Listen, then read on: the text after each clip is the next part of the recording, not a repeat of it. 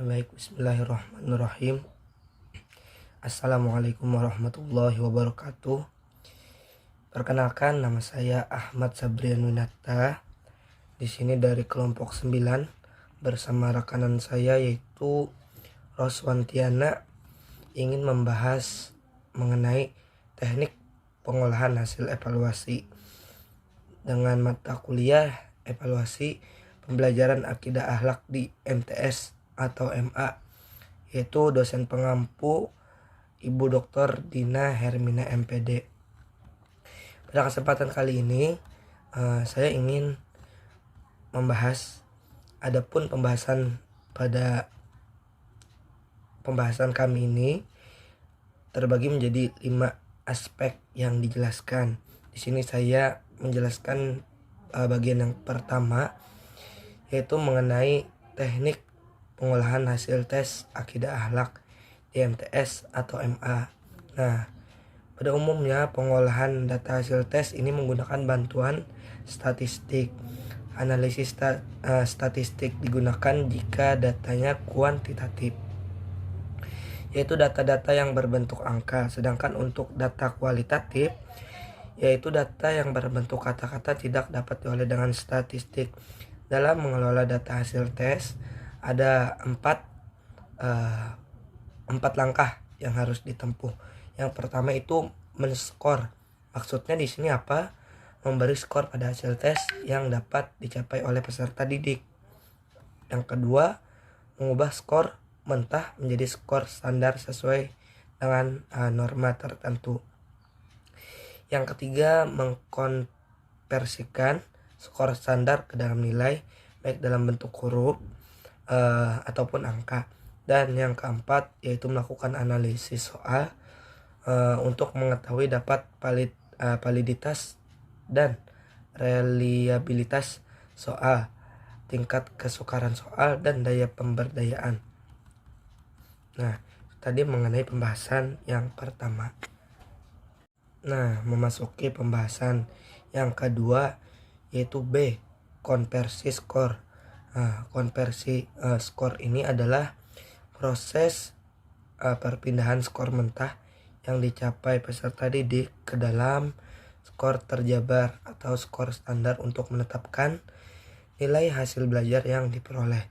Nah, secara tradisional dalam menentukan nilai peserta didik ini, pada setiap mata pelajaran guru menggunakan rumus. Nah, rumusnya itu sudah tercantum pada makalah kami.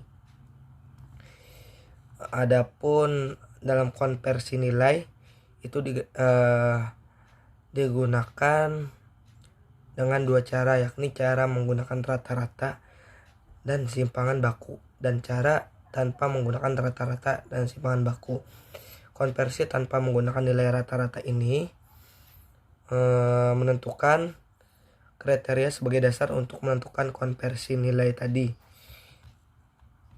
Nah, itu mengenai pembahasan mengenai konversi skor. Adapun contoh dan cara penggunaan konversi skor tadi sudah ada tercantum pada makalah kami, dan kawan-kawan silahkan untuk membacanya untuk mendalami pemahaman tersebut.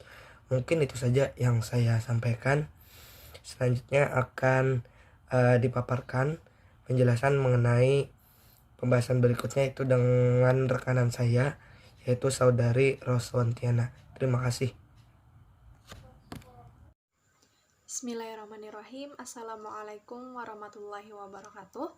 Perkenalkan, nama saya Roswantiana. Di sini saya akan melanjutkan pemaparan materi, yaitu mengenai poin yang C, D, dan juga E. Baiklah, kita memasuki pada poin C, yaitu cara memberi skor untuk skala sikap.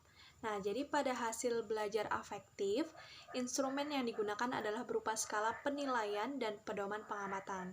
Nah, pada umumnya, skala penilaian tersebut itu menggunakan skala Likert dengan rentangan 3, 4, atau 5, yang kemudian ditafsirkan menggunakan kategori verbal seperti sangat tinggi, tinggi, cukup, rendah, dan sangat rendah, atau dengan menggunakan sangat baik, baik, sedang, kurang, dan sangat kurang.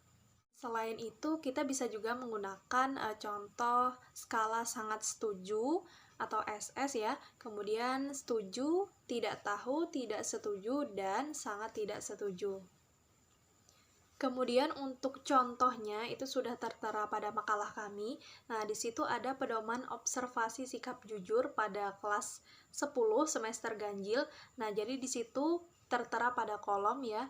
Di situ ada bagian nomor, nama, kemudian sikap dan skor. Nah, jadi di situ kita menggunakan skala antara rentang 3 sampai dengan 5. Jadi setiap peserta didik, setiap satu orang itu kita kasih skor. Kemudian setelah itu setiap subnya, baik itu sub keterbukaan, sikap, ketekunan belajar, kerajinan, dan seterusnya, itu kita berikan skor ya, rentangnya 3 sampai 5, kemudian di akhir kita jumlahkan skor tersebut. Misalnya Andri ya, di sini skor akhirnya itu pada skala sikap berjumlah 46. Oke, kemudian kita lanjut pada yang poin D, yaitu cara memberi skor untuk domain psikomotor. Nah, jadi dalam domain psikomotor ini, pada umumnya yang diukur itu adalah penampilan atau kinerja. Dan untuk mengukurnya, itu guru dapat menggunakan tes tindakan, melalui simulasi, kemudian unjuk kerja atau tes identifikasi. Nah, salah satu instrumen yang dapat digunakan adalah skala penilaian yang terentang dari sangat baik, itu biasanya poinnya 5, kemudian baik poinnya 4, cukup poinnya 3, kemudian kurang baik poinnya 2, sampai dengan tidak baik poinnya 1. Dan untuk contohnya itu sudah tertera pada makalah kami. Di situ misalkan ada satuan pendidikannya pada MTS kelas 7 semester 1. Nah, di situ ada 3 peserta didik ya, 3 nama peserta didik. Nah, untuk aspek yang dinilai, di situ keterangannya A itu adalah kemampuan melafalkan niat wudhu, yang B kemampuan berwudhu, yang C itu kemampuan melafalkan niat tayamum, yang D kemampuan bertayamum. Nah, di situ setiap aspeknya itu kita beri nilai, kita beri skor, jadi rentangnya bisa 3 sampai 5. 3 itu cukup, 4 baik, dan 5 itu sangat baik. Kemudian nanti di akhir akan dijumlahkan dan menemukan yang namanya total skor. Baik, yang selanjutnya adalah poin yang E, yaitu pengolahan data hasil tes, PAN, dan juga PAP. Nah, jadi sesudah evaluasi sumatif itu dibuat, ya guru itu biasanya kan menetapkan nilai, skor, atau grade hasil kerja siswa. Nah, dalam penilaian sifat suatu objek, penggunaan bahan pembanding itu sebagai alat ya. Penilaian acuan patokan atau PAP ini, dalam pengukuran ini penampilan siswa itu kan dikomparasikan dengan kriteria yang telah ditentukan terlebih dahulu.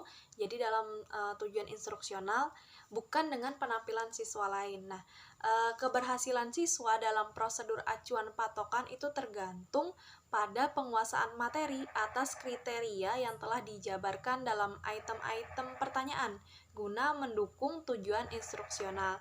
Jadi yang dimaksud dengan PAP atau penilaian acuan patokan ini adalah suatu penilaian yang memperbandingkan prestasi belajar siswa dengan suatu patokan yang telah ditetapkan sebelumnya oleh guru. Jadi di sini menurut Masijo, ditinjau dari tuntutan prestasi belajar dalam presentil yang bersifat gradatif atau berderajat yang menyebabkan tuntutan dalam passing score-nya tidak sama, maka pada pokoknya itu dibedakan menjadi 2 tipe PAP, yakni PAP tipe 1 dan juga PAP tipe 2.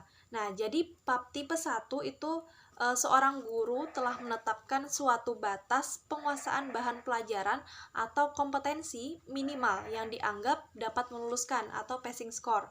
Nah, dari keseluruhan penguasaan bahan yakni 65%, yakni yang diberi nilai cukup 6 atau C. Nah, dengan kata lain, passing score prestasi belajar yang dituntut sebesar 65% dari total skor yang seharusnya dicapai. Lalu di sini diberi nilai cukup. Itu keterangan daripada PAP tipe 1.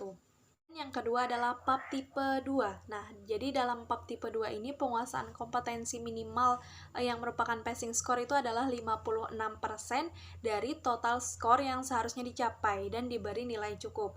Jadi tuntutan pada presentil 56 sering disebut presentil minimal karena passing score itu pada presentil 56 dianggap merupakan batas batas penguasaan kompetensi minimal yang paling rendah.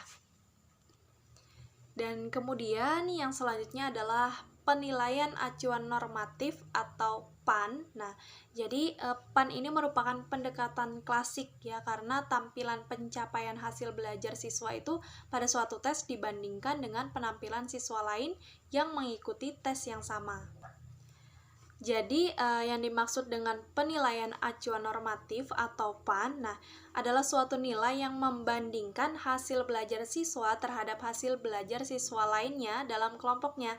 Dengan kata lain adalah penilaian ini merupakan penilaian yang membandingkan hasil belajar siswa dengan prestasi yang dapat dicapai oleh siswa dalam kelompoknya. Jadi, dalam PAN atau penilaian acuan normatif ini, suatu prestasi yang dapat dicapai oleh siswa dalam kelompoknya baru dapat ditetapkan setelah suatu pengukuran itu dilaksanakan. Kemudian, teknik atau metode pengolahan skor pada PAN ini itu didasarkan pada dua asumsi. Nah, jadi yang pertama adalah bahwa kelompok atau populasi peserta didik itu sifatnya heterogen. Nah, jadi hal tersebut itu berimplikasi pada pengelompokan kemampuan belajar. Jadi ada kelompok tinggi dalam artian pandai, kemudian kelompok sedang, cukup, dan kelompok rendah atau kurang. Kemudian asumsi yang kedua adalah proses penilaian hasil belajar dengan teknik ini mempunyai tujuan untuk menentukan posisi relatif atau peringkat peserta didik yang sedang dinilai dari kelompoknya. Jadi, apakah posisinya itu berada di atas, di tengah, ataupun di bawah. Nah, oleh karena itu, penilaian ini sering disebut juga penilaian acuan relatif, karena perolehan MEN dan standar deviasi dari berbagai sekolah itu masih bervariasi. Nah, jadi dalam PAN itu dibedakan dua, ada PAN tipe 1 dan juga PAN tipe 2. Nah, pada PAN tipe 1 ini, dalam tipe ini batas lulus atau passing score-nya itu ditentukan sebesar M plus 0,25 S diberi nilai cukup. Nah, untuk keterangannya sudah tertera pada makalah kami. Dan kemudian pada PAN tipe 2, jadi dasar dari PAN tipe 2 ini adalah persentase. Dan kemudian pada PAN tipe 2, jadi dasar dari PAN tipe 2 ini adalah persentase daerah kurva normal. Nah, jadi dalam tipe ini batas lulus itu ditentukan sebesar M-1S diberi nilai cukup. Kemudian passing score PAN itu merupakan batas lulus yang paling rendah dalam batas yang masih dianggap normal. Jadi setelah passing score itu untuk nilai cukup itu ditentukan. Nah, untuk nilai-nilai di atas, di bawah itu diperhitungkan seperti yang tertera pada makalah kami. Mungkin itu saja yang dapat saya sampaikan. Mohon maaf atas segala kekurangan dan kesalahan. Saya akhiri. Wassalamualaikum warahmatullahi wabarakatuh.